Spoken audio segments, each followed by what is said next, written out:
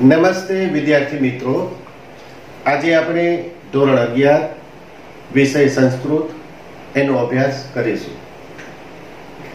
અભ્યાસના પ્રારંભે આપણે એક ગદ્ય, એક પદ્ય, ન્યાય વગેરે જોયા. આજે આપણે અહીંયા પાના નંબર 94 ઉપર આપેલું છે, પાના નંબર 94 અને અભ્યાસ નંબર 4, જેનું નામ છે સંસ્કૃત સાહિત્યનો પરિચય. જેનું નામ છે સંસ્કૃત સાહિત્યનો પરિચય. અને આ અભ્યાસ છે એ ખૂબ જ રસપ્રદ છે. સંસ્કૃત એ આપણી પ્રાચીન ભાષા છે અને ભારતીય જે ઘણી બધી ભાષાઓ છે એમાં આપણી ગુજરાતી ભાષાનો પણ સમાવેશ થઈ જાય. એ ગુજરાતી ભાષાની પણ જનની છે. એવી ગૌરવપૂર્ણ ભાષા જે આપણી ધરોહર છે, આપણી સંસ્કૃતિની, આપણા સાહિત્યની, આપણા ઇતિહાસની, જેને આ બધું સંગ્રહિત કર્યું છે, એમાં સાચવ્યું છે, એવી સંસ્કૃત ભાષા છે. એ ભવ્ય ભાષા છે, દિવ્ય ભાષા છે. એને દેવવાણી પણ કહેવામાં આવે છે. હવે એનું જે સાહિત્ય છે એ એટલું બધું સમૃદ્ધ છે, જેમાં આપણા જગતના, ભારતના જ નહીં પણ જગતના જે બે મહાકાવ્યો છે, રામાયણ અને મહાભારત, એનો પણ સમાવેશ થાય છે. તો કાલિદાસ જેવા મહાકવિ પણ આપણને સંસ્કૃત સાહિત્યમાંથી જ મળે છે. જેનું એક કાવ્ય જર્મન કવિ ગેટે એ મસ્તક ઉપર લઈ અને નાચવા માંડ્યું. ઓહો, આવું કાવ્ય છે! એવા જે કાવ્યોની જે ભાષા છે, જે જનની છે, એ સંસ્કૃત ભાષા છે. અને એનો અભ્યાસ કરવો એક લાવો છે. એ અભ્યાસના માધ્યમથી આપણે આપણા પ્રાચીન સાહિત્યથી, પ્રાચીન ભાષાથી, આપણી ભવ્ય સંસ્કૃતિથી, આપણા ભવ્ય વારસાથી અવગત થઈએ છીએ. હવે સંસ્કૃત સાહિત્યનું નામ આવે એટલે રામાયણ, મહાભારત ઉપરાંત વેદો છે, એનું નામ પણ આપણને સાંભળવા મળતું હોય છે. અને 4 વેદો છે, એના નામથી તો તમે બધા પરિચિત છો: ઋગ્વેદ, યજુર્વેદ, અથર્વવેદ અને સામવેદ. તો આ 4 વેદો છે, એની પણ અહીંયા ટૂંકમાં છતાં તમામ વસ્તુ આવી જાય એવી માહિતી રસપ્રદ રીતે આપવામાં આવેલી છે. તો આજે આપણે જે અભ્યાસ નંબર 4 સંસ્કૃત સાહિત્યનો પરિચય, એની વિગતો મેળવીશું. પ્રસ્તાવના આપણે જોઈએ તો સંસ્કૃત સાહિત્યની અંદર મુખ્યત્વે 2 વિભાગ છે. 2 વિભાગો છે સાહિત્યની અંદર. એક વૈદિક સાહિત્ય અને બીજું પ્રશિષ્ટ સાહિત્ય. સંસ્કૃત સાહિત્યમાં 2 વિભાગો છે. વિભાગ નંબર 1 વૈદિક સાહિત્ય અને વિભાગ નંબર 2 એ પ્રશિષ્ટ સાહિત્યનો તેમાં સમાવેશ થાય છે. વૈદિક સાહિત્યમાં આદ્ય ગ્રંથ યજુર્વેદ, ઋગ્વેદ, સામવેદ અને અર્થવેદ એ 4 વેદો છે. તેમને સંહિતા ગ્રંથ તરીકે ઓળખવામાં આવે છે. આ 4 વેદો છે એને સંહિતા ગ્રંથ તરીકે ઓળખવામાં આવે છે. એ પછી બીજા ક્રમાંકે વેદની સંહિતાઓની વિશેષ સમજૂતી આપવા માટે રચાયેલા શતપથ અને બ્રાહ્મણ ગ્રંથો આવે છે. ત્યારબાદ વૈદિક સાહિત્યમાં ઐતરેય વગેરે આરણ્યક ગ્રંથો, ઈશાવાસ્યમ વગેરે ઉપનિષદો તથા વેદોની જાળવણી માટે રચાયેલા શિક્ષા, કલ્પ, વ્યાકરણ, નિરુક્ત, છંદ અને જ્યોતિષ એમ 6 વેદાંગનો ક્રમ આવે છે. વેદાંગ, આ 6 વેદાંગ છે. કયા કયા છે આપણે ફરીથી જોઈએ: શિક્ષા, કલ્પ, વ્યાકરણ, નિરુક્ત, છંદ અને જ્યોતિષ. આ 6 ને વેદાંગ કહેવામાં આવે છે. છેલ્લે સાંખ્ય યોગ અને ન્યાય વૈશેષિક અને પૂર્વ મીમાંસા, ઉત્તર મીમાંસા, એને વેદાંત, એ 6 વેદના ઉપાંગો છે અને આ વૈદિક સાહિત્યમાં સમાવવામાં આવ્યા છે. આપણે જોયું એ પ્રમાણે વૈદિક સાહિત્યનો પ્રારંભ છે એ વેદની સંહિતાથી થાય છે. વેદની આ સંહિતાઓ 4 છે: ઋગ્વેદ, યજુર્વેદ, સામવેદ અને અથર્વવેદ. ભારતીય પરંપરા અનુસાર આ વૈદિક સંહિતાઓ અપૌરુષેય છે. આ વૈદિક સંહિતાઓ, વેદ સંહિતાઓ છે, એને શું કહેવામાં આવે છે? અપૌરુષેય. અર્થાત તે કોઈ વ્યક્તિ વિશેષની રચના નથી. વેદોને અપૌરુષેય એટલા માટે માનવામાં આવે છે કે એની રચના કોઈ વ્યક્તિએ નથી કરી, પરંતુ એવું માનવામાં આવે છે કે ઈશ્વરે પોતે જ તપથી પવિત્ર થયેલા ઋષિઓના હૃદયમાં વેદો પ્રકાશિત કર્યા છે. ઈશ્વરે શું કર્યું કે તપથી પવિત્ર થયેલા ઋષિઓ છે એના હૃદયમાં આ વેદને પ્રકાશિત કર્યા છે. ઈશ્વર જેમ અનાદિ, અનંત અને અવિનાશી છે, તેમ ઈશ્વરનું જ્ઞાન એવા વેદો પણ અનાદિ, અનંત અને અવિનાશી છે. જેમના હૃદયમાં વેદોનો પ્રકાશ થયો છે તે ઋષિઓ મંત્ર દ્રષ્ટા કે વેદના દ્રષ્ટા કહેવામાં આવે છે. ઋષય મંત્ર દ્રષ્ટાઃ, ઋષય મંત્ર દ્રષ્ટાઃ. આવા ઋષિઓના નામ આજે પણ જે તે મંત્રની સાથે ઉલ્લેખ પામે છે. ઋષિઓને વેદના મંત્ર દ્રષ્ટા તરીકે કહેવામાં આવે છે. વેદોના આવિર્ભાવનો સમય સૃષ્ટિનો પ્રારંભ કાળ મનાય છે. વેદોનું જે અસ્તિત્વ આવ્યું અથવા એનો આવિર્ભાવ થયો એ સૃષ્ટિનો પ્રારંભ કાળ છે એવું માનવામાં આવ્યું છે, એવું ભારતીય પરંપરા છે એ માને છે.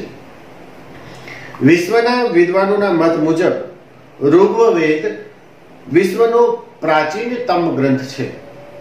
આ માત્ર ભારતીય વિદ્વાનો નહીં, પણ વિશ્વના વિદ્વાનો માને છે કે ઋગ્વેદ છે એ સૌથી પ્રાચીનતમ, વિશ્વનો પ્રાચીનતમ ગ્રંથ છે. આ ઉપરથી સ્પષ્ટ થાય છે કે વેદ સાહિત્ય એ સૌથી પ્રાચીન સાહિત્ય છે. આખી દુનિયાના વિદ્વાનો એમ કહેતા હોય કે ઋગ્વેદ છે એ સૌથી પ્રાચીન ગ્રંથ છે દુનિયાનો, તો સ્વયં સ્પષ્ટ છે કે આ વૈદિક સાહિત્ય છે એ દુનિયાનું પણ પ્રાચીનતમ સાહિત્ય છે. એટલે આપણા માટે આ ગૌરવની બાબત છે કે આપણા વેદો છે એ માત્ર ભારતના જ નહીં પરંતુ દુનિયાના પ્રાચીનતમ ગ્રંથોમાં એનો સમાવેશ થાય છે. આટલી ભૂમિકા બાંધ્યા પછી વેદ શબ્દનો અર્થ શું થાય એ આપણે જોઈએ. વેદ શબ્દ વેદ ધાતુ પરથી બન્યો છે. વેદ ધાતુ, વેદ ધાતુ અનેક અર્થો ધરાવે છે. વેદ ધાતુના અનેક અર્થો થાય છે, જેમ કે જાણવું, પામવું, વિચારવું, હોવું વગેરે. વેદ ધાતુના અનેક અર્થો થાય છે, જેવા કે જાણવું, પામવું, વિચારવું અને હોવું વગેરે.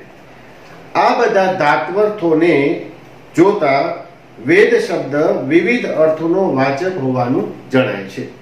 જેમ કે જેના પરથી બધા જ માણસો સત્ય કે ઈશ્વરને જાણી શકે, પ્રાપ્ત કરી શકે, વિચારી શકે અને વિદ્વાન બની શકે તેને વેદ કહે છે.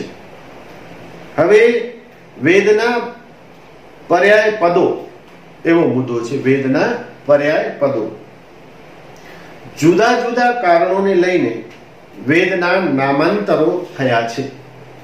જેમ કે વિવિધ શાસ્ત્રોના મૂળ સ્ત્રોત આ વેદો હોવાથી એમને આમનાય કે આગમ પણ કહેવામાં આવે છે. એક ઋષિ પાસેથી બીજા ઋષિ પાસેથી સાંભળીને કંઠસ્થ કરીને સાચવવામાં આવ્યા હોવાથી વેદોને શ્રુતિ પણ કહેવામાં આવે છે. પહેલાના જમાનામાં જે અત્યારે સાધનો છે કે આપણે બોલપેનથી લખીએ, નોટબુકમાં લખીએ, પુસ્તક પ્રકાશિત કરીએ, પહેલા એવું નહોતું. ઋષિઓને વેદ મંત્રોનું દર્શન થયું. એ ઋષિઓએ એ વેદ મંત્રોની જે ઋચાઓ છે એનું દરરોજ પઠન કરતા, એનું ગાન કરતા હતા. એ મંત્રો એક ઋષિ પાસેથી બીજા ઋષિ પાસે ગયા, બીજા ઋષિ પાસેથી ત્રીજા ઋષિ પાસે ગયા. એ જ્ઞાન એક બોલે અને બીજા સાંભળે, સાંભળીને પ્રાપ્ત કર્યું, માટે એને શ્રુતિઓ પણ કહેવામાં આવે છે. આરંભમાં ઋગ્વેદ, યજુર્વેદ અને સામવેદ આ 3 વેદો મુખ્ય હતા. તેથી તે ત્રયી અથવા વેદ ત્રયી એ નામે પણ ઓળખાય છે. આ વેદો જુદા જુદા પ્રસંગે જુદા જુદા નામથી ઉલ્લેખ પામે છે. હવે પહેલો સૌથી વેદ ઋગ્વેદ, એની વાત આપણે કરીએ. એનો વિષય કયો છે ઋગ્વેદનો એ આપણે જોઈએ તો ચારેય વેદ સંહિતાઓ છે એમાં ઋગ્વેદનો ક્રમ છે એ પ્રથમ છે. ઋગ્વેદ પ્રાચીનતમ ગ્રંથ છે, આપણે જોયું.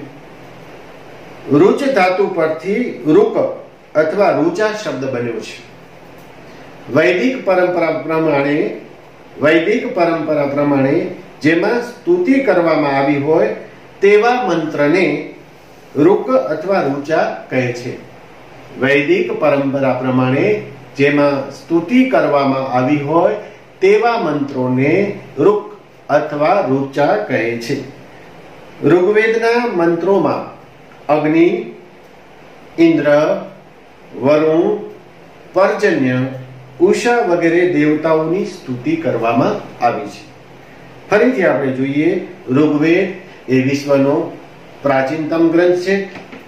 એ રુચ અથવા રૂક ધાતુ પરથી બન્યો છે અને એના માટે રુચા એવો શબ્દ પણ વપરાય છે. આ વેદની અંદર જુદા જુદા દેવોની સ્તુતિ કરવામાં આવી છે, પ્રાર્થના કરવામાં આવી છે, જેમાં અગ્નિદેવ, ઇન્દ્રદેવ, વરુણદેવ, પર્જન્ય એટલે વર્ષા, ઉષા વગેરે દેવતાઓની સ્તુતિ કરવામાં આવી છે. ઋગ્વેદનો આકાર કેવો છે એની જો આપણે સમજૂતી મેળવીએ તો ઋગ્વેદમાં 10,000 થી વધારે મંત્રો છે. કેટલા? ઋગ્વેદમાં 10,000 થી વધારે મંત્રો છે અને તે મંત્રો 10 મંડળોમાં વિભાજિત છે. 10,000 થી મંત્રો અને 10 વિભાગમાં વિભાજિત છે. દરેક મંડળમાં અનેક સૂક્તો આવેલા છે. ઋગ્વેદના કુલ સૂક્તોની સંખ્યા 1028 છે. આ દરેક મંડળોમાં સૂક્તો આવેલા છે અને ઋગ્વેદમાં કુલ સૂક્તોની વાત કરીએ તો 1028 છે. તેમાં રહેલા મંત્રોની કુલ સંખ્યા 10,552 છે. એમાં મંત્રોની જે સંખ્યા છે કેટલી છે? 10,552. દરેક સૂક્તમાં એક કરતા વધારે મંત્રો આવેલા છે. ઋગ્વેદની 5 શાખાઓ હતી. આજે તેમાંની 2 શાખાઓ પ્રાપ્ત થાય છે. શાકલ અને બાષ્કલ, આ બે એના શાખાઓના નામ છે. શાકલ અને બાષ્કલ. ઋગ્વેદનો મહિમા, એની જો આપણે વાત કરીએ, એના મહિમાની વાત કરીએ તો ઋગ્વેદમાં આવતા પુરુષ સૂક્ત, નાસદીય સૂક્ત, હિરણ્ય સૂક્ત જેવા દાર્શનિક સૂક્તો, સંજ્ઞાન સૂક્ત, દાન સ્તુતિ સૂક્ત અને વિવાહ સૂક્ત. ફરીથી જોઈએ, પુરુષ સૂક્ત, નાસદીય સૂક્ત, હિરણ્ય ગર્ભ સૂક્ત જેવા દાર્શનિક સૂક્તો તથા સંજ્ઞાન સૂક્ત, દાન સ્તુતિ સૂક્ત, વિવાહ સૂક્ત જેવા પારિવારિક કે સામાજિક સૂક્તો તથા પૂર્વા ઉર્વશી સંવાદ સૂક્ત, શર્માપણી સંવાદ સૂક્ત જેવા સંવાદ સૂક્તો ખૂબ જ મહત્વના છે અને ખૂબ જ પ્રસિદ્ધિ પણ પામ્યા છે. અહીં આવેલા સંવાદ સૂક્તો ઉપરથી સંસ્કૃત નાટકનો વિકાસ થયો હોવાનું વિદ્વાનો માને છે. ઋગ્વેદની કેટલીક પ્રચલિત ખ્યાતિ પામેલી સૂક્તિઓ પણ છે, એને પણ આપણે જોશું. હવે એક આપણે ઘણી વાર સાંભળી હશે અથવા વાંચી પણ હશે.